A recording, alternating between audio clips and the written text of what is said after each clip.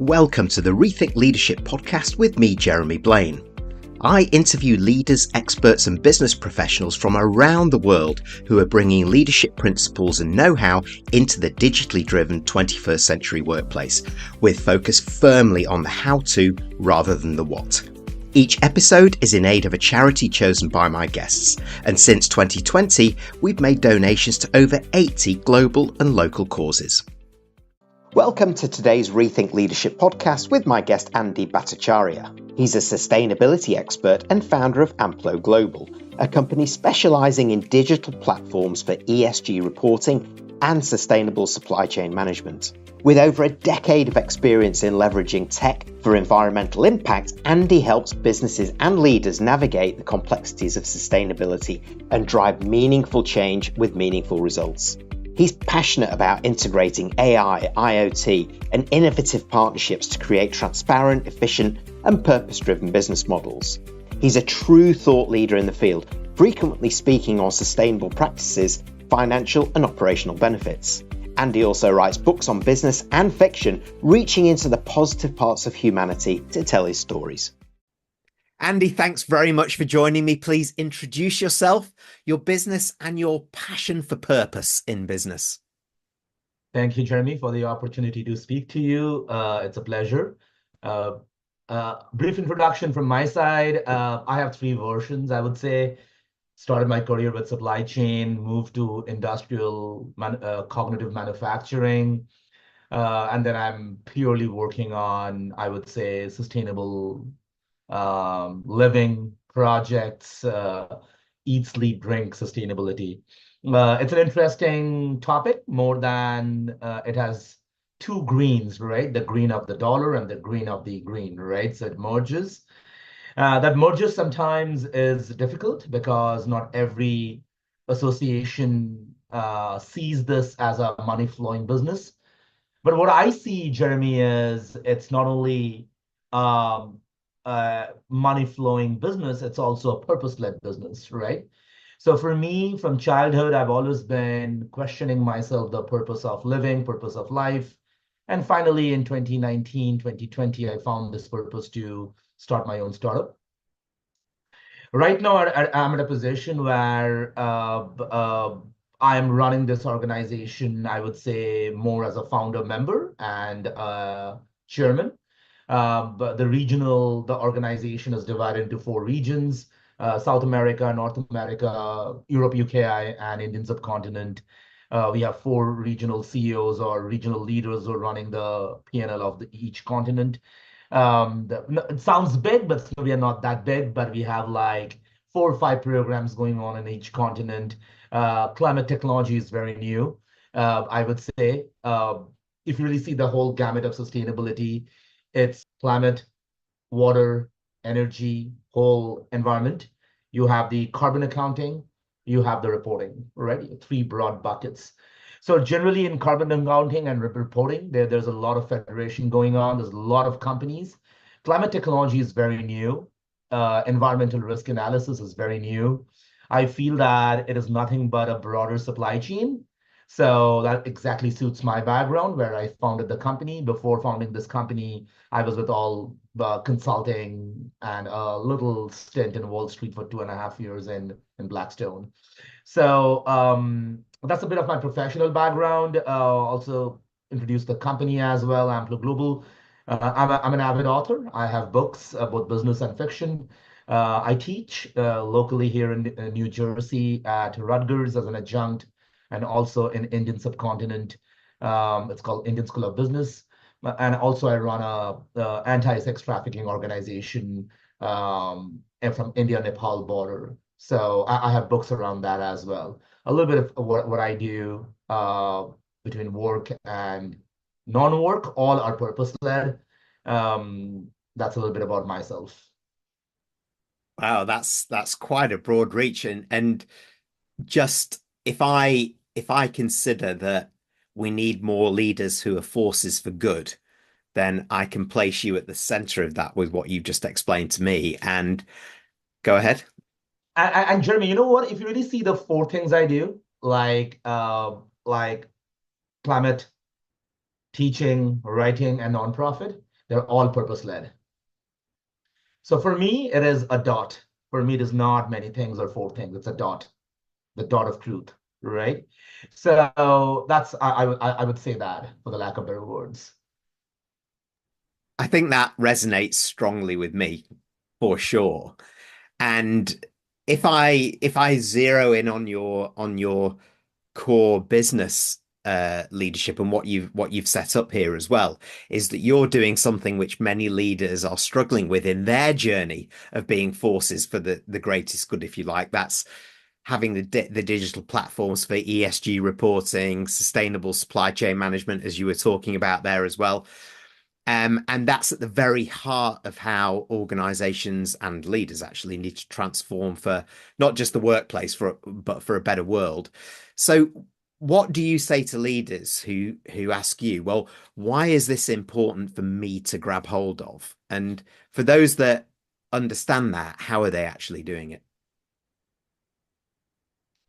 If you're specifically asking about sustainability, environmental, climate technology, if that's the area you want me to hone in, look, this is an interesting business area. This is something where I feel we all need to understand supply chain, need to understand manufacturing, also on one side. And on the other side, we also need to understand the financial part of it, right? The whole financial impact, not only from a supply chain perspective, manufacturing perspective, but also finance investment perspective, right? It's about so what I have seen in the overall sustainability transformation agenda, and I'm not just talking data collection, carbon accounting and reporting. I'm talking more of a broader transformation, which should be the agenda for the CIOs and the CTOs and the CSOs as well,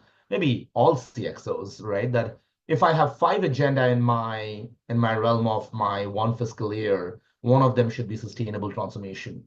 And this is just not carbon accounting and reporting. How do you improve your climate finance? How do you improve your supply chain? How do you improve your investment strategy? How do you improve your market entry? It all impacts based on the decision you make on how sustainability should sit in your DNA. And it's also a culture, right? So to answer your question, like how I'm in action while others are, you said, and I don't want to say this loud, but I don't think we all are struggling. Not only others are struggling, I'm also struggling, right? It's about how do you figure this out to really make a prime time agenda? That's what the needle is right now, right? There are some companies who are really doing it very well. Some companies are thinking, some companies are not even thinking, right? How do you all think? There was a time where enterprise resource planning came into play in our ecosystem, early 90s, early 2000s, right?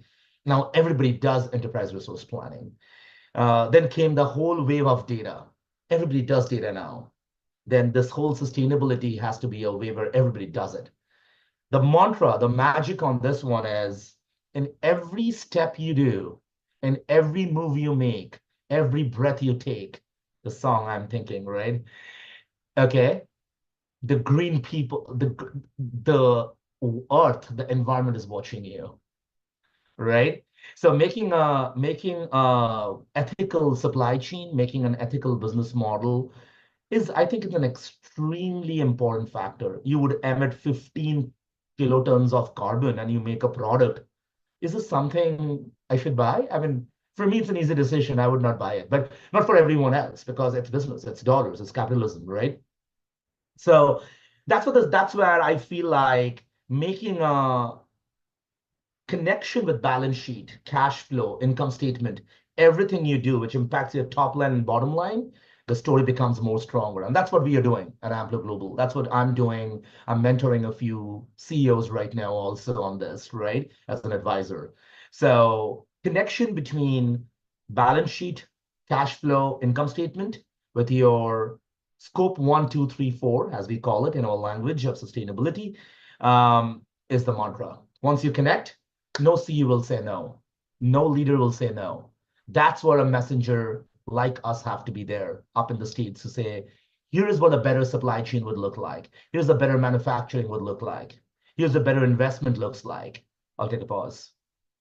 Well, that's great. And I think for many leaders who are tuning in, they'll want me to ask this question, which is that you've just described exactly what I need it to do so that I can jump right in and get behind this. So, what are some of the success stories of you that you've had, and can you explain the process that you go through as far as working with the leaders to help them see this, and then reconfiguring the organization and their business models so that they have that sustainability front and center as much as the bottom line, the green with the dollar, the green with the land, as you said.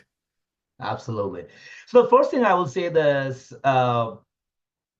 how global or how local the organization is the first method to the madness, right? If it's global, that's a serious agenda. Sustainability is a serious agenda. If it's local, it may not be the serious or the first agenda in a local CEO's mind, but the local CEO will tell me, Andy, look, at the end of the day, I need to be acquired in the larger scheme of thing. For acquisition, I need to be sustainable. When I go to Wall Street or somewhere, I need to have the ESG report done very nicely, right? Now, let's double click on that.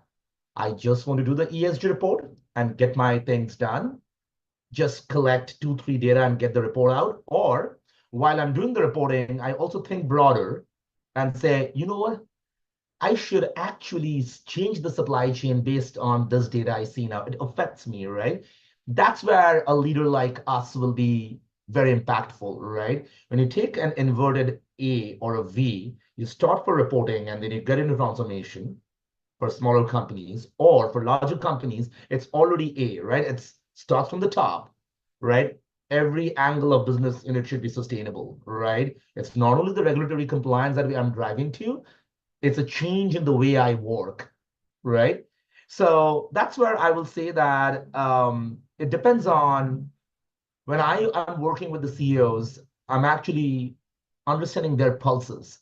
What is their first goal in the next 24 months? Is acquisition, exit, data strategy, digitization? What's his or her theirs acumen? And that's where I punch in that, okay, you know what? If you don't do sustainability, your acquisition will not happen, right? So I'm just giving some examples, right? That where understand the pulse of the CEO and the goal of the company is very important. That's where you will navigate and say, sustainability should be in your prime agenda. And sometimes I say this, sustainability is just like an ice cream. Even if your tummy is full, it will take the space. It will get inside, all right? Sustainability is like that. Once you start eating sustainability, it will get into the space of supply chain, get into the negotiation with the union workers, get in the space of manufacturing. And once you start 1, 2, 3, 4 plants, you will see the benefit of the product quality, the customer stickiness, the greener outcomes automatically becomes a practice of sustainable supply chain, value chain. That's how I see it. And going back to something that you said before, is that it moves away from that checkbox approach to it, isn't it? Of I'll focus on my reporting measures rather than doing it to the delivery of the promise itself that I'm making. So let me go beyond a checkbox into the action and let me reap the rewards from that rather than stopping at that point where I know that I can make progress. Which I understand you very, very well using the police and every breath you take as your mantra for that and doing it kind of every step, every day, every way. But most of all, I like the analogy around the ice cream. No matter how full we are on our agenda, we can always make room for something that we want to do. So it's making that a want to do because it has that impact on the bottom line as well as the top line, right? 100%, 100%.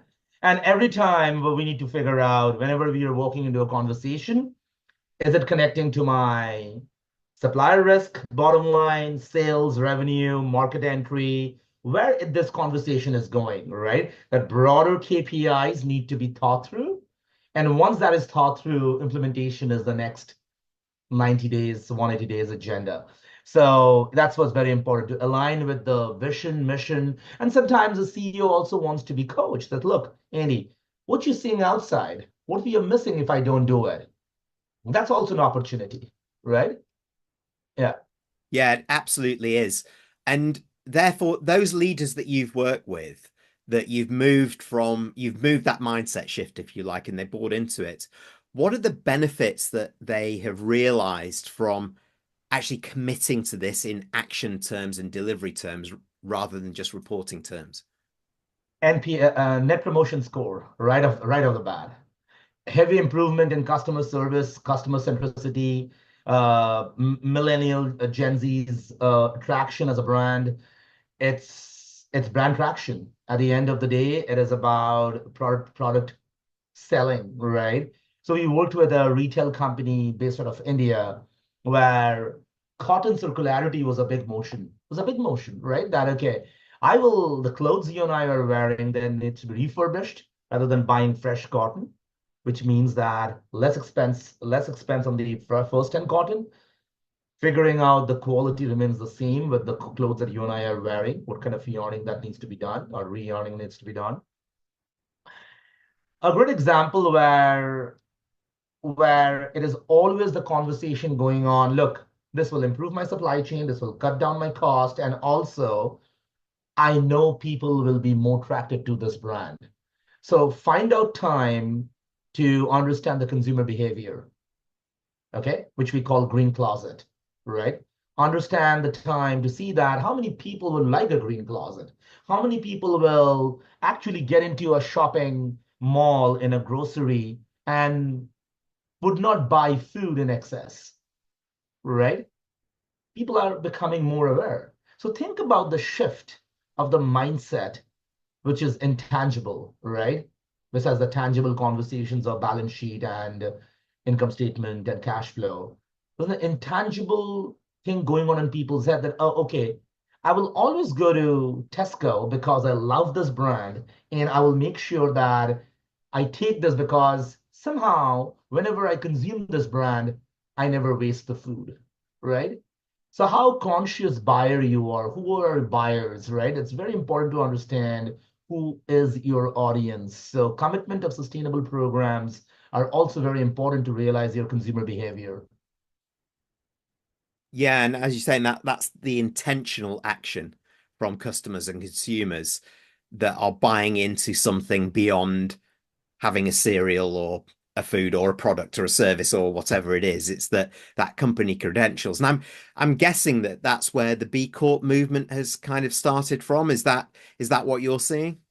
Yes, absolutely, absolutely. That's where we are seeing that movement, and also at the same time, I feel that every organization is now focusing on corporate sustainability, like excess food, how to manage the waste, right? How to manage the landfills, right? Yes, absolutely. Where we see the B Corp certificates are coming into play, that I'm B Corp, right? So yes, absolutely. Yeah. So we've talked about the leaders, but obviously everybody needs to be involved in this. So how should this sustainability play be, or how can it be integrated into culture building across the organizations? Great question. Great question. So if you really see from a sustainability perspective, right, you have environmental, social, and governance. So G has always been a spearheading topic for any leader, for any organization. Governance is always there, has been there. What's new? The new is how do you merge governance, risk, and compliance along with sustainability? That's a new normal, right? S, that's culture talking about. I give speeches to in various organizations, and I get to hear, Andy, look, for us, hiring more women workers is actually diversity. I said, are you kidding me? Just hiring women workers is diversity? Diversity is much more than that, right? So it's not just having an equity between women and men. Where is the LGBTQ community coming into place? How are you bringing all them together? How are you blurring the industry lines, right? It's a cultural mindset. It's a mindset that diversity, equity, and inclusion should be in the DNA of the leaders, right? And guess what? Some of the organizations are measuring the success of their projects between a team which is not diverse and a team which is diverse. And we are getting a lot of these analysis done through, let's say, the advisory firms and the benchmarking firms. We do benchmarking as well, and we have done some diversity, equity, inclusion programs, though we focus on E, environment, climate a lot, but we have done some S and G as well. So what we have seen that when it's a diverse portfolio, ideas, equity building, innovation, which is ideas, first and third are similar. Project successful, project being successful is at a more higher quotient than just being very one type of audience-driven project where comes autocracy and patriarchy, right? So how do you balance that out? So that's where we have seen that a diverse portfolio is always a better portfolio to run a program, a direct measure of your S into your bottom line or top line, right? Because you do projects which are revenue-driven projects, right? And if you have an S in your mind, just social, culture, that's where we see a direct correlation of your bottom line, top line. So what I'm doing in this conversation, I'm continuously thinking, anything that I'm responding, how do you convert into a bottom line and top line, right? Even S. How many people measure S with bottom line, top line? Hardly anyone, right? But we are. I am. I'm seeing that S as social is directly impacting your bottom line, top line. We are doing automotive battery circularity programs where we get lithium from mines, and in mines of this child slavery, suppliers are really worried that they should do a better job in managing the child slavery and suicides and everything in the mines, right? Because the consumer is saying, I'm not going to take the lithium from you because my OEM is not buying batteries from us anymore because we're not doing a good job in understanding what's your social condition is, and I should do a better job. Why people are dying in your minds, right? It's purpose-led, but it really impacts the value chain. Certainly does, but it impacts the value chain and the people chain, doesn't it? And the more voices are loudly shouting this from the rafters and getting involved, then the better the organization becomes. And clearly for the clients and customers, it's a better experience, right? 100%. It's at the end is experience, right? Mm. That's where we always focus on what's the experience looks like, right? And there's a direct, tangible correlation between experience and dollars and experience and money. Yep. So, so for those tuning in, Andy, say, I'm really not doing enough on this, then there will be a lot of people that will be in that camp. Um, what would you advise as sort of the three biggest must-dos, if you like, to get on that road and be more purposeful about purpose? The first thing is about, I feel everything should be customer led. It's a loaded statement. I know Mm. that, but it has to be customer led. Mm. If customer doesn't want to do sustainability, absolutely it is okay.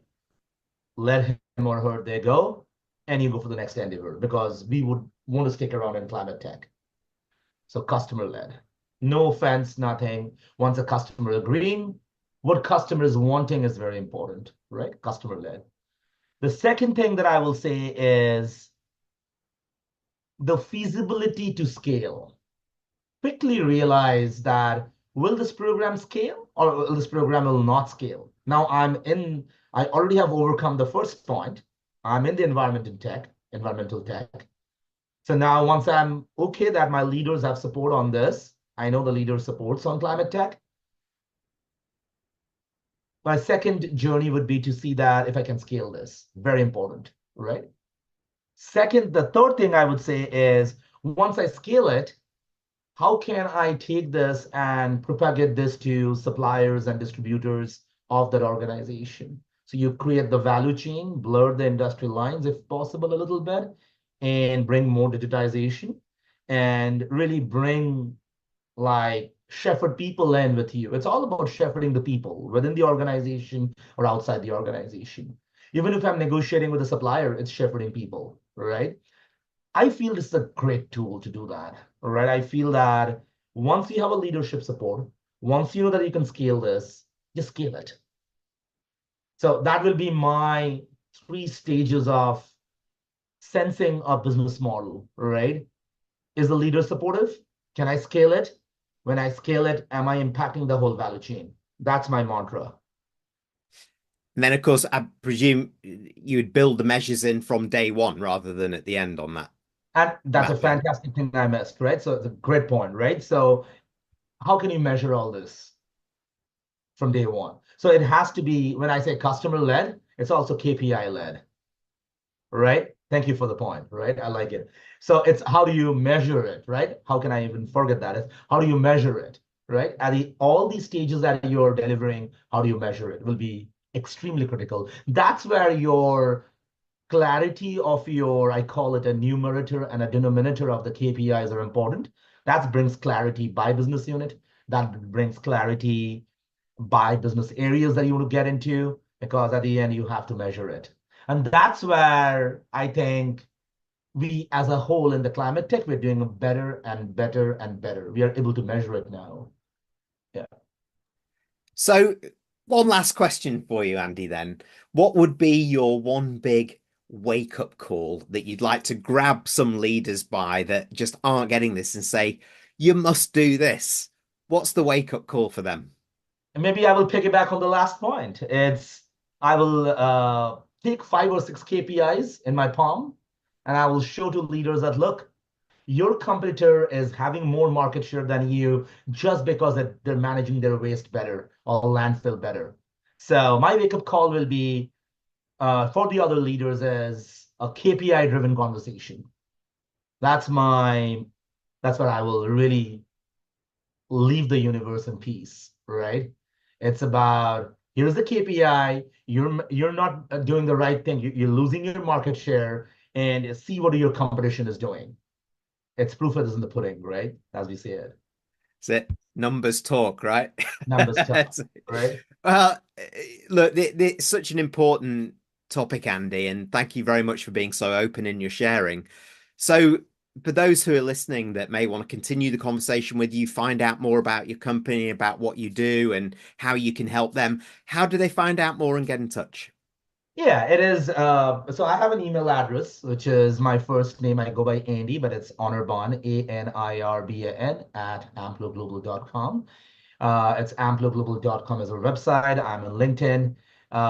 That's how we will stay in touch. And of course, I'm always there to come back to the podcast, talk more about it. Yeah, that's how we'll stay in touch. Well, we'll make sure for those of you watching on YouTube, you'll see those on the screen right now.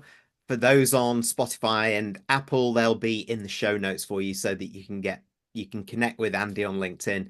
You can find out more about how him and this wonderful network in his organization is changing the game from this transformative sustainability within organizations. So, Andy, thanks so much for joining me.